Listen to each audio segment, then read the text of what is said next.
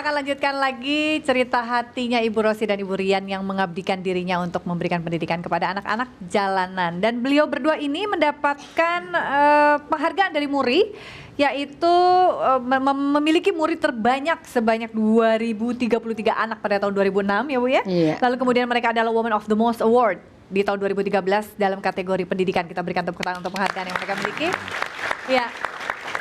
Dan berbicara soal pengabdian ini kan memang pilihannya Ibu memilih di dunia pendidikan. Betul. Yang saya ingin tanyakan sejauh apa pada saat dulu almarhum suami-suami Ibu ini memberikan support kepada Ibu, sementara Ibu keliling-keliling aja terus Indonesia tuh suami-suaminya tak ditinggali aja gitu loh. Begini, jadi uang rumah sakit itu 25-nya untuk keliling, 25%-nya itu untuk berbagi. Jadi hasil dari rumah sakit klinik lah. Wow, jadi suami Bapak, saya mendukung. itu jadi komitmen dari Bapak seperti itu ya, Bu ya, almarhum Bapak ya. Tapi setelah anak-anak sudah keluar dari rumah semuanya, sekarang penghasilannya ya untuk anak-anak semua, semuanya. Jadi Ibu punya anak-anak yang lain ya, Bu? Banyak, anaknya kan beratus-ratus. Sama saja. Sama saja. Anak kandung dan anak lain sama anak kita juga. Ibu Dewi, berbicara tentang pengabdian yang dicontohkan oleh Ibu Rosi dan Ibu Rian, dan tentu saja pengabdian ini kan tidak hanya dalam bidang pendidikan, pengabdian apapun, mengabdi kepada suami, kepada anak, kepada kehidupan diri kita sendiri, itu menurut seperti apa, Wi? Kalau dalam bahasa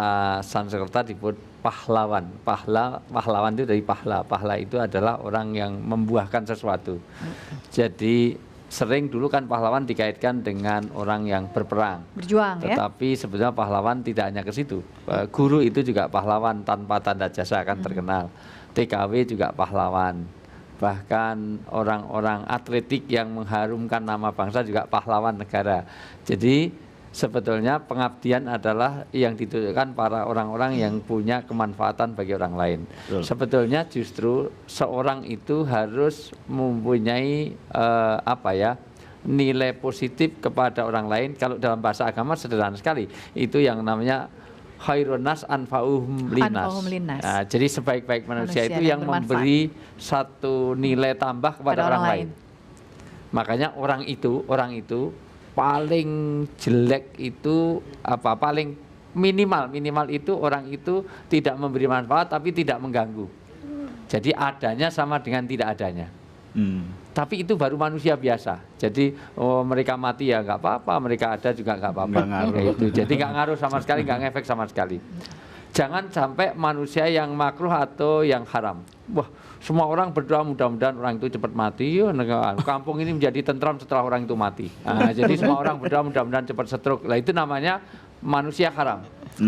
Padahal harapannya harus manusia wajib atau sunnah. Jadi semua orang berharap tidak adanya dirindukan dan adanya memberi nilai tambah. Sebagaimana yang dilakukan ibu-ibu ini adalah satu pengabdian. Nah, kita juga harus mampu seperti itu. Jadi pastikan dari mulai skup rumah tangga aja ya, misalnya dalam rumah kecil tangga, ring kecil saja, pastikan anak itu punya nilai positif kepada ibunya. Jadi kalau saya besar seperti ibu saya Rosi, ibu saya Rian, ibu saya itu namanya positif. Jangan malah nyesal, papa itu dulu ganteng tapi kok bodoh, lo kok bisa kok mau sama mama. Nah, itu namanya berarti mama tidak menjadi satu nilai tambah itu. Nah, jadi intinya adalah bagaimana orang itu punya memberi added value, jadi memberikan nilai tambah kepada orang lain. Nah, itulah yang disebut dengan pengabdian. Jadi nanti misalnya begini, kalau kita tidak bisa membangun maka minimal jangan merusak. Kalau nggak mau membersihkan, maka jangan ngotori. Nah, itulah warga bangsa yang baik. Jadi memang saya nggak punya prestasi apapun, tapi jangan merusak dong. Jadi jangan menjadi orang. Nah, makanya ini pahlawan itu adalah orang yang bermanfaat dan mengkader orang-orang menjadi lebih bermanfaat. Maka sebenarnya saya mengapresiasi luar biasa karena ini bukan bermanfaat pada orang lain juga, tapi mengkader orang-orang yang memberi nilai manfaat. Nanti ada yang namanya, mohon maaf, setan itu jelek dan mengajak orang lain berbuat jelek. Maka kalau orang itu baik saja nggak cukup. Dia harus baik dan menciptakan orang baik, mengajak orang berbuat baik supaya dia bisa melawan setan. Begitu. Jadi prinsipnya begitulah seharusnya pengabdian.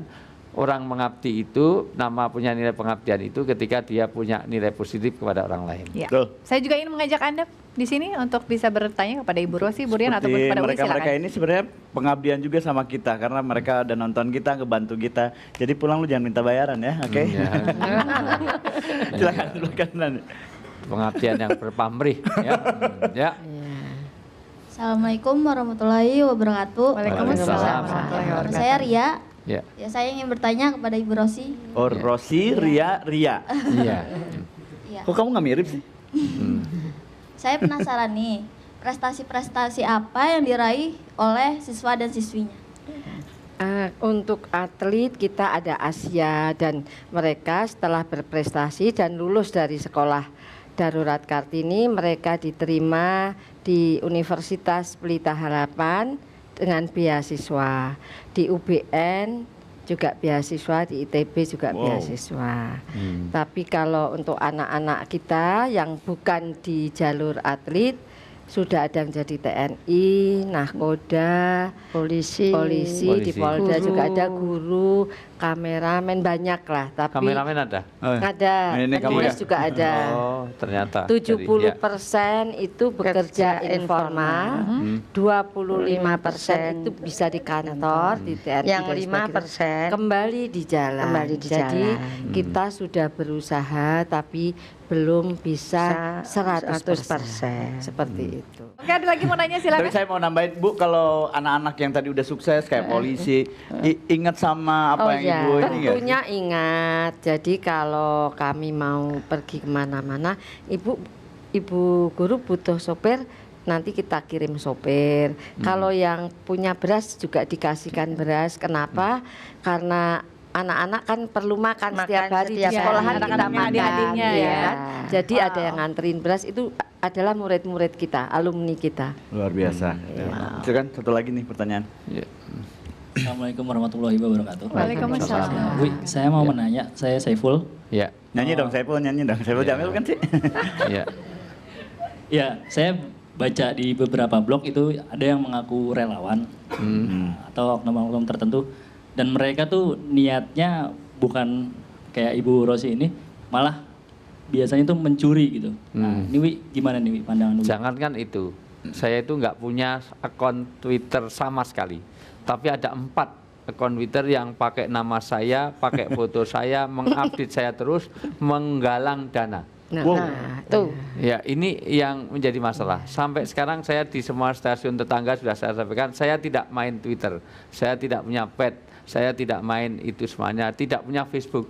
Tapi ada yang akun yang pakai nama saya, pakai foto saya, atas nama saya. Sehingga banyak jamaah-jamaah followernya sampai 40.000, ada yang sekian ribu. Dan yang kacau adalah memanfaatkan dana. Hati-hati, karena mohon maaf, pencuri yang paling kejam itu siapa? Pencuri yang paling kejam adalah mengambil harta yang bukan miliknya, apalagi kepada orang miskin.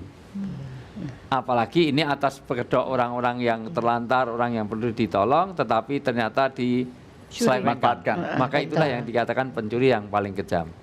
Maka hati-hati, karena ada 2 siksa. Siksa yang pertama di akhirat jelas, di dunia pun dia tidak akan tenang hidupnya, dunia sampai akhirat. Kalau berbicara tentang funding, selama ini Ibu betul-betul adalah dana pribadi untuk bisa menjalankan sekolah yang Ibu miliki di seluruh Indonesia. semampunya. Kalau ada orang mau kasih, ya silakan. Ya alhamdulillah. Tapi malah Ada yang kasih kok. Ya Bu, Iya, tanpa justru. diminta ya, Iya, mendingan nggak itu ya Bu ya. minta-minta. Jadi nggak Iya. pusing gitu ya Bu ya. Enggak, Iya. saya takutnya begini, kalau kita minta pakai proposal, lu lihat siapa yang suruh kamu Buat buka sekolah. Iya. Betul, kalau memang nggak punya kalau biaya kenapa memang harus nggak buka perlu, gitu ya, nggak Bu? usah. Saya suka Makanya sekali, saya Bu. takut lebih Saya baik suka sekali. sak mampunya aja lah. Saya suka sekali semangat Ibu. Loh, nanti kalau kita minta, Iya. nanti orang bilang kalau nggak punya duit kenapa buka sekolah? Iya, Tuh, berarti iya. dia kemandirian dengan Iya, biaya betul. sendiri, dengan pengabdian sendiri, dengan kaki sendiri Kan kita gini tunjukkan loh, bahwa kita bisa. Kan kita ini punya tangan, punya kaki, punya pikiran, kita punya ilmu. Kenapa kita tidak bagikan dengan yang lain? Mampunya ngajarnya matematika, ya sudah matematika. Toh enggak bayar juga. Iya. Kan begitu. Betul. Baik, kita akan lanjutkan lagi cerita yang tambah seru ini di Cerita Hati, tetap di sini bersama kami.